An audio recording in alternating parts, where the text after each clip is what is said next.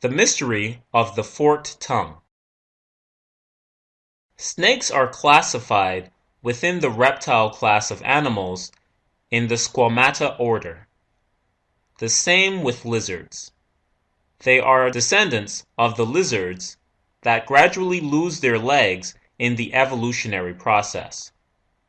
The snake and lizard branches were thought to have diverged about 100 million years ago, when a group of reptiles that evolved into snakes began adopting a burrowing lifestyle. An intriguing feature that has evolved in many squamate reptiles is the presence of a forked tongue. A tongue split into two distinct tines at the tip. All snakes have a forked tongue. Some lizards also have, but not all of them do.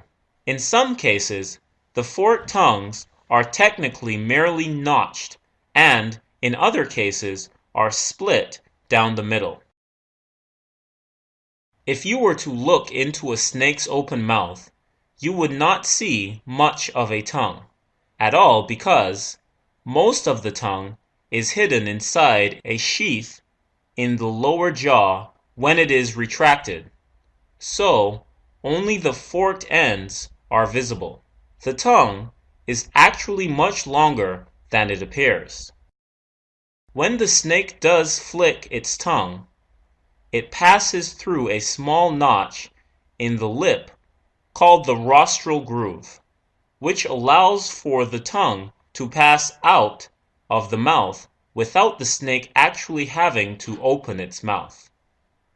Those snakes also have nostrils and a nose, which is used for smelling and breathing, just like all other animals, but its tongue is the biggest prop.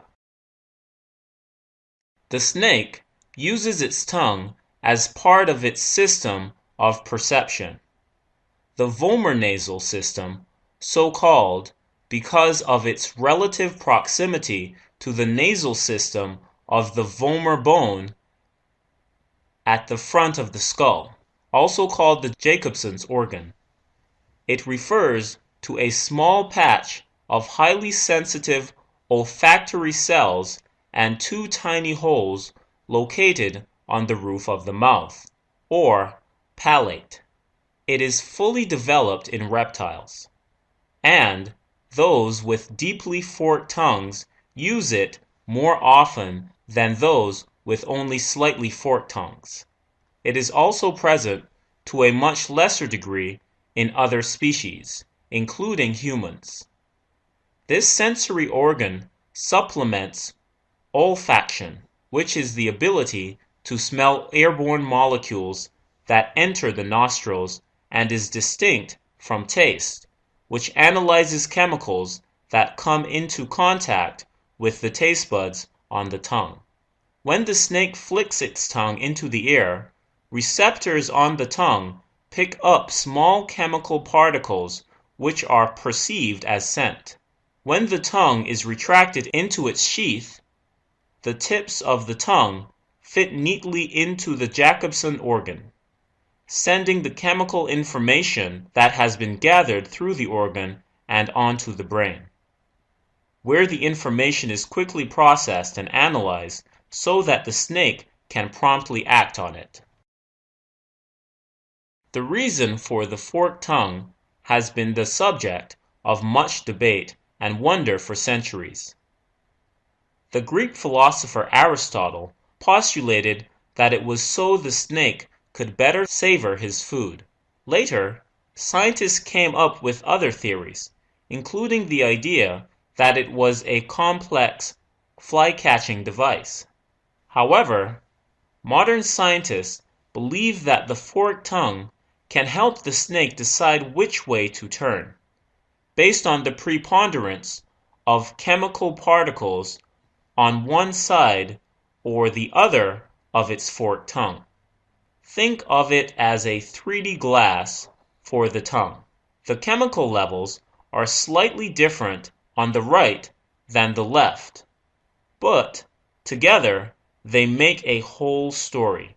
This information is subtle, and small animals are fast. So, the information must be processed as speedily as possible for the snake to catch its dinner. Another advantage of having a forked tongue is that the surface area is available for the chemical to contact. This increases the ability to sense chemicals and thereby allows for heightened abilities to identify prey, recognize kin, choose mates, locate shelters, follow trails, and more. The most famous lizard with forked tongue, the monitor lizards, has such an acute sense of smell that they can determine from a long distance whether a snake is poisonous or non-poisonous, or whether another monitor in the area is male or female, resident or non-resident, by detecting a few chemicals in the air or by sampling their tracks.